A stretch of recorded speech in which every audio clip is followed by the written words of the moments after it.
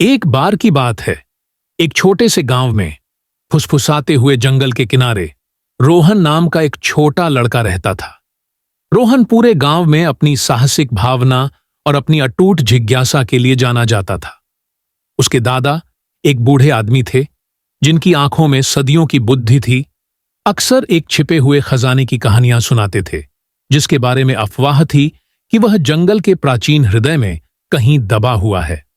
किंवदंती के अनुसार यह खजाना एक लंबे समय से खोए हुए राजा का था और कहा जाता है कि इसमें कल्पना से परे धन है।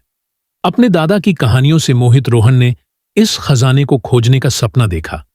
उसने पुराने नक्शों को खंगालने, सुराग खोजने में घंटों बिताए। उसकी कल्पना संभावनाओं से भरी हुई थी। उसने सोने के सिक्के, चमचमाते गहने और शायद एक जादुई ताबीज की कल्पना की।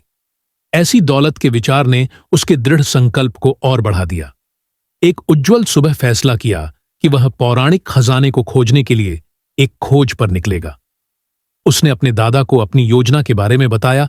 बूढ़ा आदमी मुस्कुराया। उसकी आंखों में चमक थी।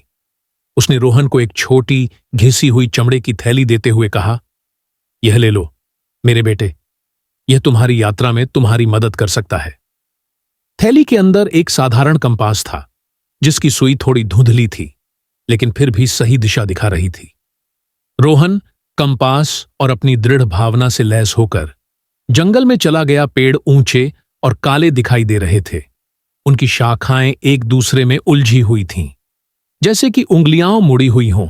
रास्ता अक्सर घने झाड़ झंखाड़ से छिपा रहता था और रोहन को अपना रास्ता बनाने के लिए सावधानी से पत्तियों और शाखाओं को हटाना पड़ता था।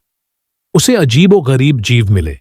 इंद्रधनुषी पंखों वाले उड़ते हुए पक्षी, चौड़ी कोमल आंखों वाले शर्मीले हिरण और यहां तक कि एक शरारती गिलहरी भी, जो उसे रास्ते में मार्गदर्शन करती हुई प्रतीत हुई।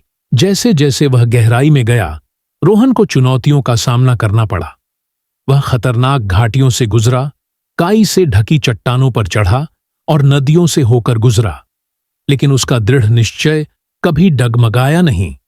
दादाजी की दी हुई कंपास ने उसे हमेशा सही दिशा दिखाई। आखिरकार कई दिनों की खोज के बाद वह एक समाशोधन स्थल पर पहुंचा। बीच में एक पुराना ओक का पेड़ था, जिसकी शाखाएं प्रार्थना करती हुई भुजाओं की तरह आसमान की ओर बढ़ रही थीं। पेड़ के नीचे रोहन ने उसे देखा, एक छोटा जर्जर लकड़ी का संदूक। कांपते हाथों से उसने ढक्कन उठाया। अंदर उसे कोई चमकीला सोना या कीमती रत्न नहीं मिला। इसके बजाय उसे कुछ और अधिक मूल्यवान मिला, कहानियों, कविताओं और चित्रों से भरी पुरानी पुस्तकों का संग्रह। ये लंबे समय से भूले हुए राजा के खोए हुए इतिहास थे, जिनमें बहादुरी, दयालुता और बुद्धिमत्ता की कहानियां थीं। रोहन को एहसास हुआ कि असली खजाना भौतिक धन नहीं था, बल्कि पीढ़ियों से चला आ रहा ज्ञान और बुद्धि थी। वह अपने गांव लौट आया।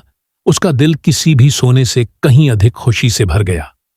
उसने अपनी खोज गांव वालों के साथ साझा की, जो राजा के इतिहास के बारे में जानकर बहुत खुश हुए। रोहन, जो कभी एक सपने वाला लड़का था, वह रोहन द वाइज के नाम से जाना गया। एक ऐसा युवक जिसने धरती में नहीं, बल्कि अतीत की कहानियों में सबसे बड़ा खजाना पाया।